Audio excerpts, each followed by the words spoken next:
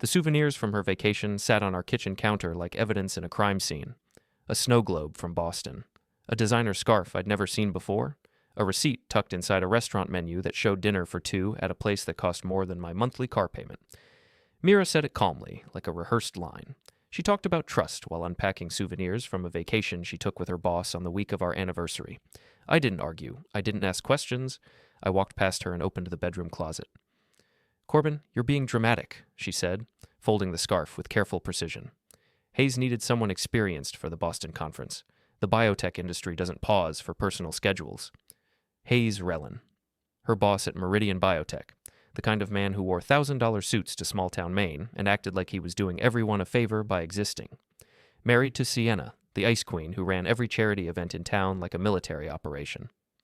I pulled her suitcase from the top shelf, the same one she'd taken to Boston, the same one that had sat by our front door for 3 days while I graded papers and wondered why my wife couldn't return a simple text message.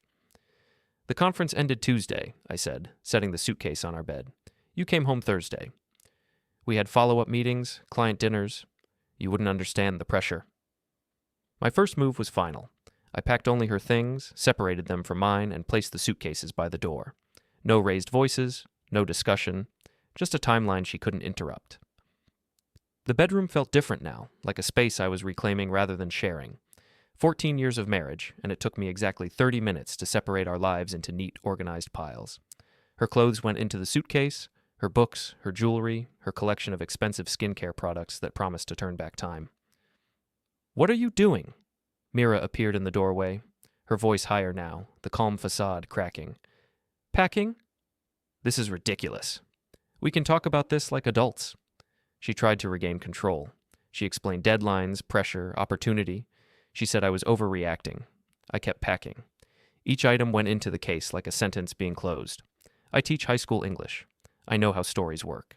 I know when the narrative shifts, when the protagonist realizes the person they trusted has been writing a different story entirely. Mira's story had plot holes big enough to drive Hayes' BMW through. "I had no other choice," she said, watching me fold her blouses with the same care I used to grade my students' essays. "You would understand if you trusted me enough." The irony wasn't lost on me. Trust. The woman who'd spent our 15th anniversary weekend in Boston with another man was lecturing me about trust. She changed tactics, apologies, tears, promises to fix everything. I stopped, handed her the envelope, and watched her realize it wasn't a threat or a bluff. The papers were clean, professional. My brother Tom had recommended the lawyer. Everything was already in motion before Mira had even returned from her business trip. "Divorce papers?" She stared at the documents like they were written in a foreign language. "Filed this morning." "You can't be serious." The finish was clean. The papers were already filed. The locks were scheduled. The accounts were separated. Her vacation ended at the door. I didn't wait for an answer. Our kids, Liam and Josie, were at my mother's house for the weekend. They didn't need to see this part. They'd have questions later, and I'd answer them honestly. But right now, this moment belonged to Mira and me and the 15 years of marriage that had just ended in our bedroom on a Thursday afternoon in October. "Where am I supposed to go?" she asked. "That's not my problem anymore." I carried her suitcases to the front door, the same door we'd walked through as newlyweds, full of plans and promises. The same door where we'd taken first day of school photos and welcomed friends for dinner parties that felt like scenes from someone else's life. Mira stood in our living room, looking lost. For a moment, I almost felt sorry for her. Almost. Then I remembered the receipt. Dinner for two at Ocean View, the kind of restaurant where you need reservations weeks in advance. The kind of place Hayes could afford, and I never could. The kind of place where my wife celebrated our anniversary with someone else. "This isn't over," she said. "Yes, it is." I closed the door behind her and turned the deadbolt. Through the window, I watched her load the suitcases into her car, her movements sharp and angry. She sat in the driver's seat for a long time, probably calling someone, probably calling Hayes. The house felt different without her, quieter, like it was holding its breath, waiting to see what came next. I walked back to the kitchen and looked at the souvenirs still scattered on the counter. The snow globe showed a miniature Boston skyline, complete with tiny falling snow that swirled when you shook it. I picked it up and read the inscription on the bottom. Boston 2024, a weekend to remember. A weekend to remember. While I spent our anniversary grading papers and waiting for a phone call that never came, my wife was making memories with her boss in a city 3 hours away. I set the snow globe back down and reached for my phone. Tom answered on the second ring. "How'd it go?" "She's gone. You okay?" I looked around the kitchen at the space that was mine again, at the silence that belonged to me. I will be. The hardest part was over. Or so I thought. Mira didn't stay gone. I woke up Saturday morning to the sound of her key in the front door, followed by the rattle of the deadbolt that wouldn't turn. She'd forgotten about the locksmith. "Corbin!" Her voice carried through the door, sharp with indignation.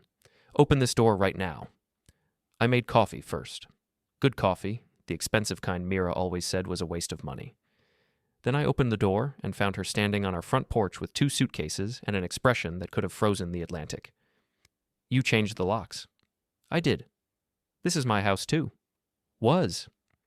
She pushed past me into the living room, dragging her suitcases like she was moving back in. "We need to talk." "We talked yesterday." "That wasn't talking. That was you having some kind of breakdown." I sipped my coffee and watched her pace. Mira in crisis mode was something to behold.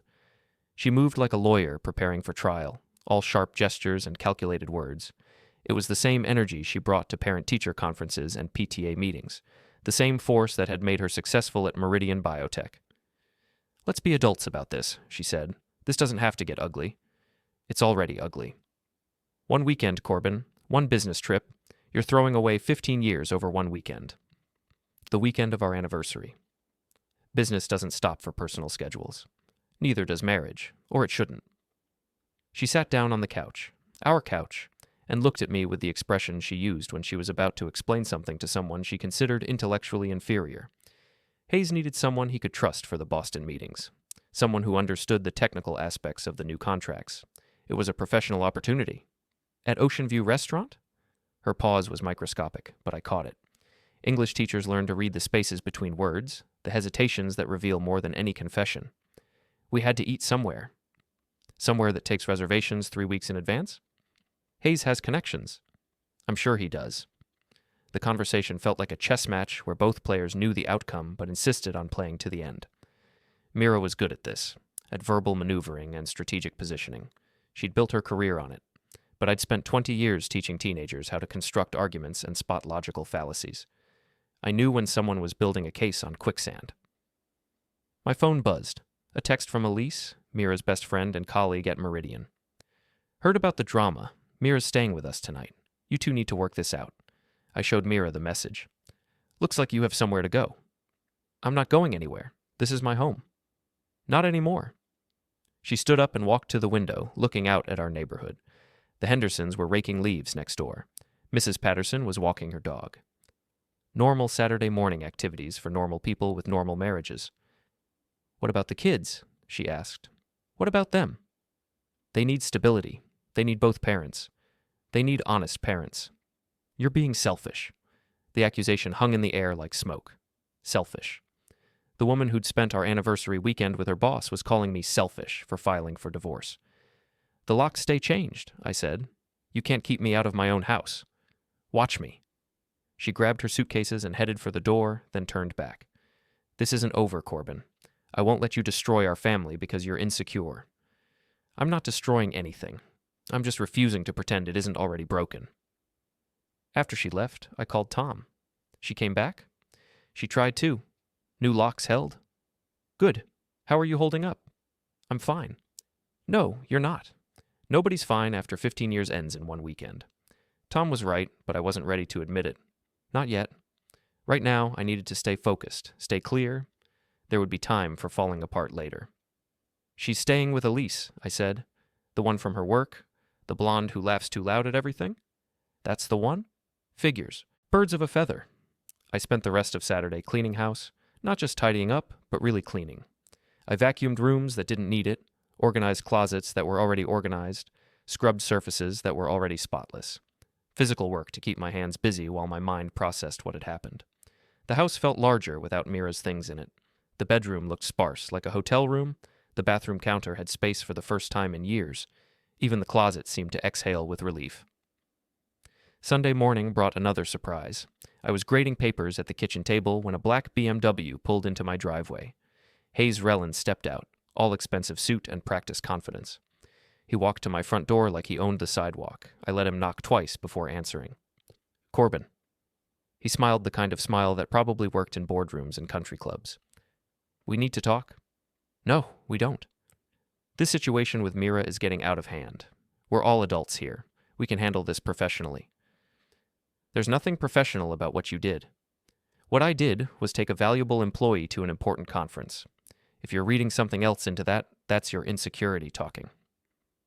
Hayes was taller than me, broader through the shoulders, the kind of man who'd probably played football in college and still thought physical presence translated to authority.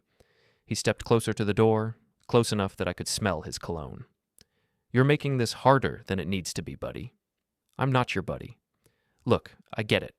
You're upset. But Mira's a grown woman. She makes her own choices. She chose you. She chose her career. There's a difference. I pulled out my phone and called Tom. He answered immediately. I need you to come over. Now. What's wrong?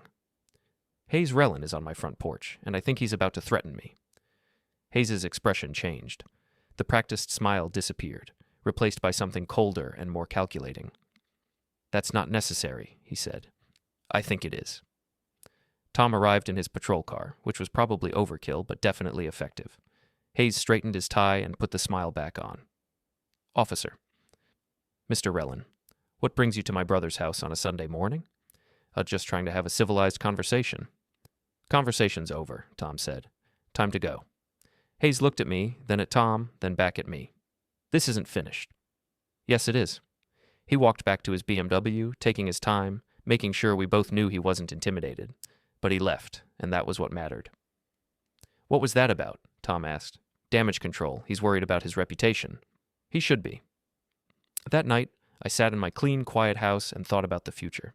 Tomorrow I'd go back to teaching. I'd face the questions and the gossip and the inevitable speculation about what had happened to the Findlers' marriage.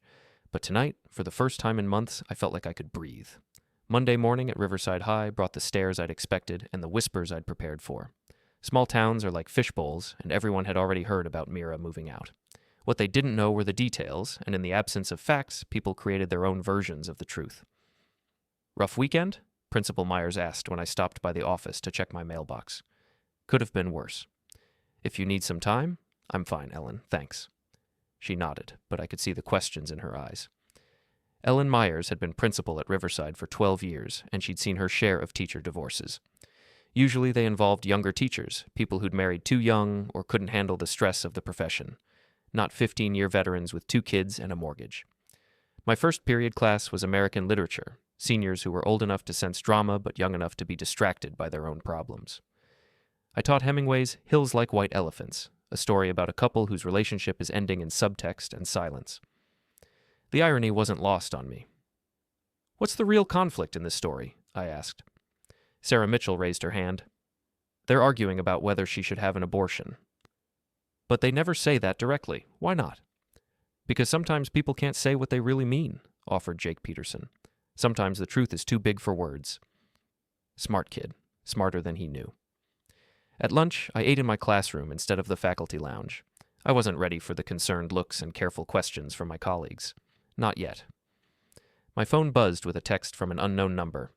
Saw Hayes at your house yesterday. You okay? Carol Henderson. The neighbors were watching. Of course they were. In a town like ours, a police car in someone's driveway was front-page news. I was grading quizzes when my phone rang. Mira, we need to talk about the kids. What about them? They're asking questions. They want to know why I'm staying at Elise's. Tell them the truth. What truth? That their father had a breakdown over a business trip? That their mother spent our anniversary weekend with another man? Silence on the other end. Then, it wasn't like that. What was it like? Professional. Necessary. Right. Very professional dinner at Ocean View. Very necessary overnight stay at the Marriott. How did you... She stopped herself, but it was too late. I hadn't mentioned the hotel. She just confirmed it. The kids need to see us together, she said, changing tactics. They need to know we're trying to work things out. We're not. For their sake, Corbin, can't you at least pretend to be reasonable? I am being reasonable. I'm being honest. Honesty isn't always the best policy. It is in my house. That afternoon, I had a free period and decided to walk to the local coffee shop. I needed air, space, time to think. What I found instead was Mira and Elise at a corner table, their heads bent together in intense conversation. I ordered coffee and found a seat where I could hear without being obvious about it. Teaching high school had taught me the art of surveillance. Can't believe he actually filed papers, Elise was saying. I mean, it was one weekend. He's always been dramatic, Mira replied. Remember when he thought I was having an affair with that parent conference coordinator? Were you? Of course not, but Corbin sees conspiracy everywhere. What about Hayes? I mean, he's attractive, successful. Hayes is my boss, period. Come on, Mira. I saw how you looked at him at the Christmas party, and that dress you wore to Boston. It was a professional conference. In a city famous for romantic weekends. Whose side are you on? Yours, obviously. I just think you need to be honest about what you want. I want my marriage back. Do you? Or do you want the security of your marriage while you figure out what you want with Hayes? I'd heard enough. I left my coffee on the table and walked out, but not before Elise spotted me. Her expression told me she knew I'd been listening. That evening, I picked up Liam and Josie from my mother's house. They were quiet on the drive home, the kind of quiet that meant they had questions they weren't sure how to ask. Where's Mom? Josie asked as we pulled into the driveway. She's staying at Aunt Elise's for a while. Why? Because sometimes grown-ups need space to figure things out. Are you getting divorced? Liam asked. 14 years old and cutting straight to the point. We're separated right now. Because of her boss? I looked at him in the rearview mirror. What do you know about her boss? I heard you arguing about him, about Boston. Kids hear everything. They process everything. They understand more than we give them credit for. Your mom and I have some things to work through, I said, but whatever happens between us doesn't change how we feel about you two. Will we still live here? Josie asked. You'll always have a home with me. That night, after the kids were asleep, I sat in my living room and thought about the conversation I'd overheard. Elise's questions had been pointed, knowing. She'd been fishing for information, trying to get Mira to admit something, or maybe she already knew the truth and was trying to get Mira to acknowledge it. My phone buzzed. A text from Hayes. We should meet. This situation is affecting workplace morale. I stared at the message for a long time before deleting it without responding. Hayes was worried about workplace morale. The man who'd taken my wife on a romantic weekend was concerned about office dynamics. The next morning brought another surprise. I was having breakfast with the kids when Mira knocked on the door. She still had her key, but she knocked anyway. Progress, maybe. Can I come in? It's not a good time? I want to see my children. Liam and Josie appeared behind me, drawn by their mother's voice. Mira hugged them both, holding on longer than usual. I miss you guys, she said. We miss you too, Josie replied. Why don't you just come home? Liam asked. Mira looked at me over their heads. It's complicated, sweetheart. No, I said. It's not. The kids went to get ready for school, leaving Mira and me alone in the kitchen. They need their mother, she said. They have their mother. She just lives somewhere else now. This is cruel, Corbin, even for you. I'm not the one who left. I didn't leave. I went on a business trip. With your lover. Hayes is not my lover. Then what is he? She opened her mouth to answer, then closed it. For the first time since this whole thing started, Mira looked uncertain. He's my boss, she said finally. And nothing. But her eyes said something different. Her eyes said everything. The town charity auction was Sienna Rellin's annual masterpiece, a carefully orchestrated evening where the local elite gathered to bid on donated items and gossip about their neighbors. I hadn't planned to attend, but Tom convinced me it would be good to get out of the house. Show your face, he said. Let people see you're doing fine. I wasn't doing fine, but I could fake it for one evening. The auction was held at the Riverside Country Club, a modest establishment by city standards, but the height of sophistication for our little town. Sienna had decorated the ballroom with autumn flowers and soft lighting, creating an atmosphere of refined elegance. I bought a ticket and found a seat at a table near the back, hoping to observe without being observed. That plan lasted about 10 minutes. Corbin Findler. Sienna appeared beside my table, elegant in a way that suggested money and breeding. I'm surprised to see you here. Ellen Myers thought I should get out more. How are you holding up? The question seemed genuine, which surprised me. Sienna and I had never been more than acquaintances, connected only through our spouse's professional relationship. I'm managing. I imagine this has been difficult. It has. She sat down in the empty chair beside me, her movement graceful and deliberate. May I ask you something? Sure. The The Boston conference. Was it really just business? The question caught me off guard. Sienna was asking about her own husband's trip, but her tone suggested she already suspected the answer. I don't think so, I said carefully. Neither do I. We sat in silence for a moment, watching the auction proceed. A weekend at a local bed and breakfast went for $300. A painting by a regional artist brought in $500. Hayes has been different since Boston, Sienna said. Distracted, secretive. I'm sorry. Are you? I would think you'd be pleased to know you're not the only one dealing with this situation. She was right. I was pleased, in a dark, vindictive way that probably said something unflattering about my character. What are you going to do? I asked. What are you going to do? I filed for divorce. I know. The whole town knows. And I'm considering my options. The auctioneer called for bids on a weekend getaway to Boston, donated by the Marriott downtown. The irony was perfect. The same hotel where they stayed, Sienna said quietly. You know about that? Hayes charged it to his business account. I review all our credit card statements. What else do you know? Dinner at Ocean View, shopping at Newberry Street, 2 tickets to the symphony. Each item was another nail in the coffin of my marriage, another piece of evidence that what happened in Boston was anything but professional. I have receipts, Sienna said, if you need them. For what? Your divorce proceedings. Proof of adultery can affect custody arrangements. I stared at her, this elegant woman who was calmly offering to help me destroy her own husband's reputation. Why would you help me? Because Hayes made a choice. He chose your wife over his family. I don't forgive that kind of betrayal. Neither do I. Then we understand each other. The auction ended with a wine tasting package that went for $800. As people began to mingle and drink, Sienna excused herself to play hostess. I watched her work the room, gracious and charming, giving no hint of the conversation we'd just had. I was getting ready to leave when Mira appeared. What are you doing here? Supporting local charity? You hate these events. People change. She was wearing a new dress, something I'd never seen before. Expensive, sophisticated, the kind of outfit that suggested someone with refined taste had helped her choose it. We need to talk, she said. We've talked. Not about the kids, not about the house, not about 15 years of marriage. What about them? You can't just throw everything away because you're hurt. I'm not hurt. I'm finished. With me or with us? What's the difference? She looked around the room at the couples chatting over wine and the families posing for photos. This could be us. This should be us. It was us, until you decided it wasn't enough. I never said that. You didn't have to. Hayes appeared across the room, talking to a group of men near the bar. He looked confident, relaxed, like a man who'd gotten away with something. When he saw Mira and me talking, his expression changed. He's worried, I said. About what? About what happens when the truth comes out. There's no truth to come out? Sienna thinks differently. Mira's face went pale. What did she say? Enough. Corbin, you don't understand. I understand perfectly. Hayes started walking toward us, his jaw set in determination. I could see the calculation in his eyes, the corporate executive preparing for damage control. Excuse me, I said to Mira, and walked away before he could reach us. Outside, the October air was crisp and clean.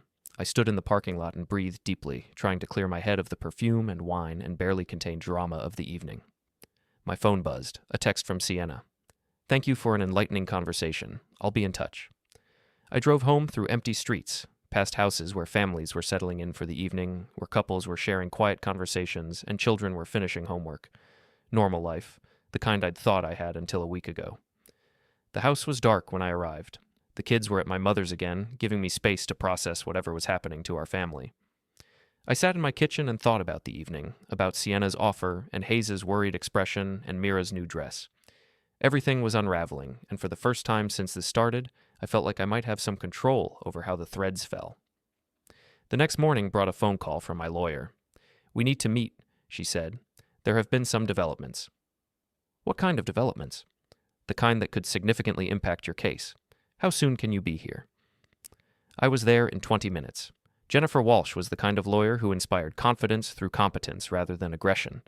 She'd handled my brother's divorce 3 years earlier, and Tom had recommended her without reservation. I received some interesting documents this morning, she said, sliding a folder across her desk. Inside were photocopies of credit card statements, hotel receipts, restaurant bills, a paper trail that documented every moment of Mira and Hayes's Boston weekend. Where did these come from? Sienna Rellin's attorney. She's filing for divorce and wants to cooperate in your case. Why? Because her husband's affair with your wife gives her grounds for a favorable settlement. She's willing to share evidence in exchange for your testimony about their relationship. I studied the receipts. 2 tickets to the symphony. A bottle of champagne charged to room service. A jewelry purchase at a boutique on Newberry Street. This changes things, Jennifer said. How? With evidence of adultery, we can pursue a fault-based divorce that affects property division, spousal support, potentially even custody. What do I have to do? Nothing you weren't already doing. Tell the truth. I left the lawyer's office with a copy of the folder and a sense that the game had changed. What had started as a simple divorce was becoming something larger, more complex. That afternoon, I got a call from Principal Myers. "We need to talk," she said. "My office, now." I found her behind her desk with a concerned expression and a cup of coffee that had probably gone cold an hour earlier. "I've been getting calls," she said. "What kind of calls? Parents, school board members, people asking questions about your situation? What kind of questions? Whether it's affecting your teaching, whether you're stable enough to be in a classroom. And what did you tell them? That your personal life is your business as long as it doesn't impact your professional performance. But small towns talk, Corbin. And right now, people are talking about you. Let them talk. It's not that simple. The school board meets next week. Your situation is going to come up." "My situation?" "Your divorce. The circumstances surrounding it. Whether it reflects poorly on the school." I stared at her. "Are you asking me to resign?" "I'm asking you to be prepared. This could get complicated." It already was complicated. But Ellen was right. In a small town, a teacher's reputation mattered. Parents trusted us with their children, and trust was fragile. "I'll handle it," I said. "How?" "By telling the truth." "Sometimes the truth isn't enough." "Then I'll make it enough." That evening, I sat in my empty house and thought about the battle lines being drawn. Mira and Hayes on one side, Sienna and me on the other, the kids caught in the middle, and my career hanging in the balance. But for the first time in weeks, I felt like I had weapons to fight with. The truth was a start. Now I needed to figure out how to use it. The school board meeting was scheduled for Thursday evening at 7 o'clock. By 6:30, the parking lot was fuller than I'd ever seen it for a regular session. Word had gotten out that the board would be discussing personnel matters, which in a town like ours was code for drama. I arrived at exactly 7 and took a seat in the back row. Ellen Myers sat at the front table with the 5 board members, her expression carefully neutral. In the audience, I recognized parents, teachers, and what appeared to be half the town's gossip network. Mira was there, sitting 3 rows ahead with Elise. Hayes was notably absent. Board President Margaret Foster called the meeting to order and worked through the routine business with unusual efficiency. Everyone was waiting for the main event. "We'll now move to personnel matters," she announced. "The board has received concerns about the conduct of one of our teachers and its potential impact on the school environment."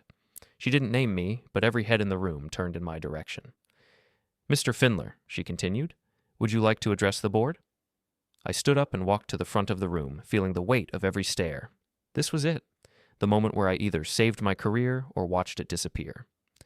"Thank you, Mrs. Foster. I know there's been speculation about my personal situation, so I'd like to set the record straight." I pulled out a folder Jennifer had prepared for me, copies of the credit card statements, the hotel receipts, the paper trail of my wife's affair. 3 weeks ago, I discovered that my wife had been having an affair with her supervisor. I filed for divorce and asked her to leave our home. Since then, there have been attempts to portray me as unstable or unreasonable. I'm here tonight to present the facts. I handed copies of the documents to Mrs. Foster, who distributed them to the other board members. The room was silent except for the rustle of papers. These receipts document a weekend trip to Boston that my wife took with Hayes Rellan during what should have been our 15th wedding anniversary.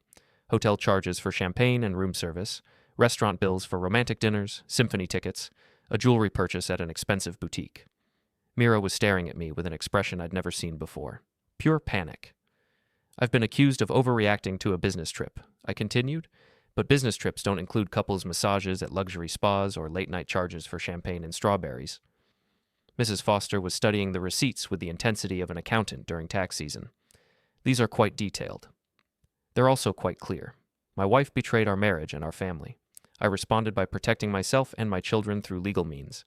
I've never missed a day of work, never brought my personal problems into the classroom, never done anything that would compromise my ability to teach." What about the police visit to your home? Asked board member Robert Chen. Mr. Relland came to my house uninvited and made what I considered to be threatening statements. I called my brother, who's a police officer, to escort him off my property. I handled the situation through proper channels rather than confrontation. And your wife's current living situation? She chose to leave our home after I filed for divorce. She's staying with a friend. Mrs. Foster looked around the room, then back at me. Mr. Findler, is there anything else the board should know about this situation? Just this. I've been a teacher in this district for 15 years. I've never had a complaint about my conduct, my performance, or my dedication to my students. My personal life fell apart, but I've handled it with dignity and through proper legal channels. I won't apologize for refusing to enable my wife's affair or for protecting my children from an unstable situation. I sat back down to absolute silence. The board members huddled together for a whispered conference while the audience waited. Finally, Mrs. Foster spoke. Mr. Findler, the board finds no evidence of professional misconduct. Your personal situation, while unfortunate, does not appear to have affected your teaching performance. We consider this matter closed. The relief was overwhelming, but I kept my expression neutral. I'd won this battle, but the war wasn't over. As people filed out of the meeting, several parents stopped to shake my hand or offer words of support. The tide of public opinion had shifted, and it wasn't in Mira's favor. Outside in the parking lot, Mira was waiting by my car. That was unnecessary, she said. That was survival. You humiliated me in front of the entire town. You humiliated yourself. I just provided documentation. Where did you get those receipts? Does it matter? Hayes could lose his job over this. Good. She stared at me like she was seeing a stranger. What happened to you? I stopped pretending everything was fine. This isn't you, Corbin. This vindictive, cruel person isn't who you are. You're right. The old me would have forgiven you. The old me would have believed your lies and tried to save a marriage that was already over. The old me was an idiot. And the new you? The new me tells the truth?